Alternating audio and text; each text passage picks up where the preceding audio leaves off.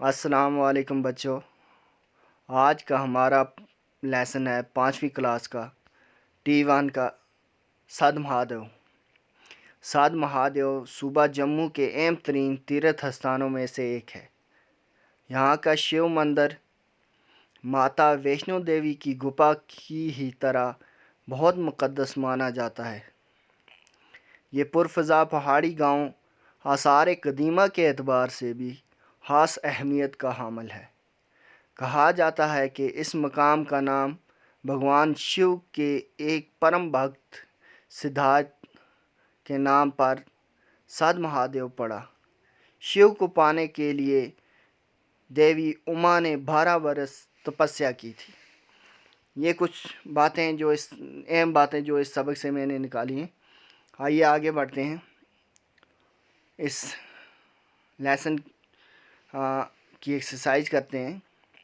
پچھلی بار ہم نے اسم کے بارے میں پڑھا تھا، پچھلی ویڈیو میں، پچھلے لیسن میں بھی اسم کے بارے میں پڑھا تھا ہم نے ایکسرسائز کرتے ہوئے۔ آج ہم پڑھیں گے وہ اسم جو مصدر سے بنایا گیا ہو، اس میں مشتق کہلاتا ہے۔ یعنی وہ اسم جو مصدر سے بنایا گیا ہو اسے ہم کیا کہتے ہیں؟ اس میں مشتق۔ ایک مثال آپ کے لیے دی گئی ہے، جیسے پڑھنا۔ پڑھنا سے ہم نے بنایا ہے پڑھنے والا، اور آگے کیا بنایا؟ پڑھائی۔ اسی طرح آپ کیا کریں گے؟ دھونا، لڑنا، کھانا اور دوڑنا، ان سے اسی طرح بنائیں گے جیسے کہ میں نے بنایا ہے پڑھنا سے پڑھنے والا اور پڑھائی۔ آگے بڑھتے ہیں۔ ہماری ریاست کا کیا نام ہے؟ تو بچوں آپ کو پتہ ہی ہے، ہماری ریاست کا نام جموں و کشمیر ہے۔ یہاں اور بھی آپشن دیے گئے ہیں، دلی، پنجاب، جموں و کشمیر، لیکن ہماری ریاست کا کیا نام ہے؟ جموں و کشمیر۔ جموں شہر کو کس نے بنایا؟ جامو لوچن، باہو قلعہ، گھنٹہ گھر۔ تو آپ کیا لکھیں گے؟ جامو لوچن۔ ہماری سرمائی راجدھانی کون سی ہے؟ یہاں کیا دیا گیا ہے؟ جموں، جہلم اور نشاد باغ۔ تو کون سی ہے بچوں؟ سرمائی جموں۔ تو آپ کیا لکھیں گے اپنی نوٹ بک پر؟ جموں۔ آگے بڑھتے ہیں بچوں۔ یہ کام آپ نے خود کرنا ہے، اپنی کتاب کو سامنے رکھ کر اور اپنے والدین کی مدد سے۔ جو نیچے الفاظ دیے گئے ہیں ان کے جملے بنانے، جیسے تیرتھ کا آپ نے جملہ بنانا ہے، مقدس، کھنڈرات، سمادھی اور یاتری۔ ان الفاظ پر آپ نے جملے بنانے ہیں، اور اپنی والدین کی مدد بھی لے سکتے ہیں اور اپنی کتاب کو سامنے رکھ کر اپنے سبق سے بھی یہ جملے نکال سکتے ہیں۔ آگے بڑھتے ہیں بچوں۔ پہلا آپ کی کتاب میں پوچھا گیا ہے مصرع۔ مصرع کسے کہتے ہیں؟ کوئی بھی شعر، اس کی جو ایک سطر ہوتی ہے، یعنی شعر کی ایک سطر کو مصرع کہتے ہیں۔ مثلا ایک شعر ہے، پھول کی پتی سکٹ سکتا ہے ہیرے کا جگر۔ یہ ایک مصرع ہے، یہ پورا شعر نہیں ہے۔ اب آگے چلتے ہیں۔ غزل کے ایک حصے کو شعر کہتے ہیں۔ اب شعر کی تعریف، غزل کیا لکھیں گے ہم؟ غزل کے ایک حصے کو شعر کہتے ہیں۔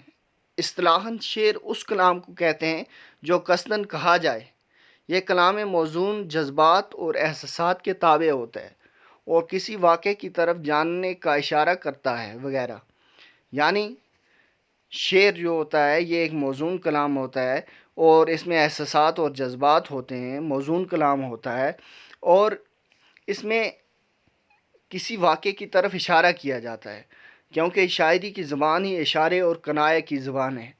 تو ایک مثال آپ کے سامنے، جس کا مصرع میں نے اوپر لکھا ہے وہی شعر پورا کرتے ہیں۔ پھول کی پتی سکٹ سکتا ہے ہیرے کا جگر، مرد مومن پر کلام نرم و نازک بھی اثر۔ یہ ہو گیا پورا شعر۔ اب فرد، ایک اور پوچھا گیا ہے آپ کی کتاب میں، فرد کسے کہتے ہیں؟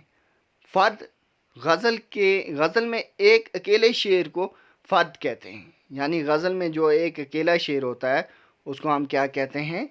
فرد۔ آگے بڑھتے ہیں ہم۔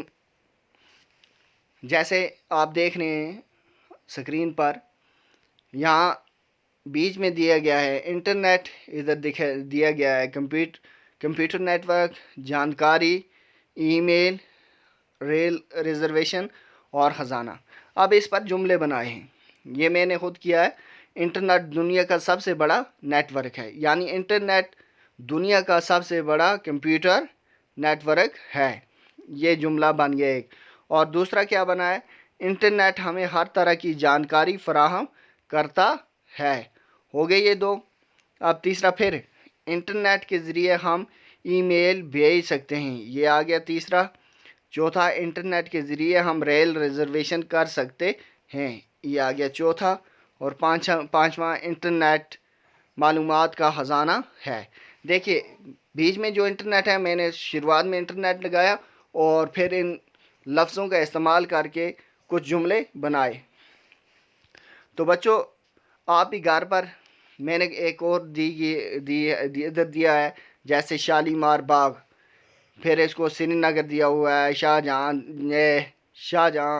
شہنشاہ جہانگیر، خوبصورت، سیلانی، نہر، 1919 اور ڈل جھیل۔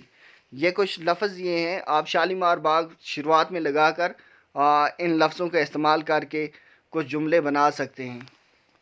مجھے امید ہے کہ آپ کو آج کا لیسن پسند آیا ہوگا، اور آپ یہ ایکسرسائز کر کے مجھے واٹس ایپ پر بھی بھیج سکتے ہیں، اور فون کال کے ذریعے بھی اگر کچھ معلومات پوچھنی ہو تو پوچھ سکتے ہیں۔ والسلام۔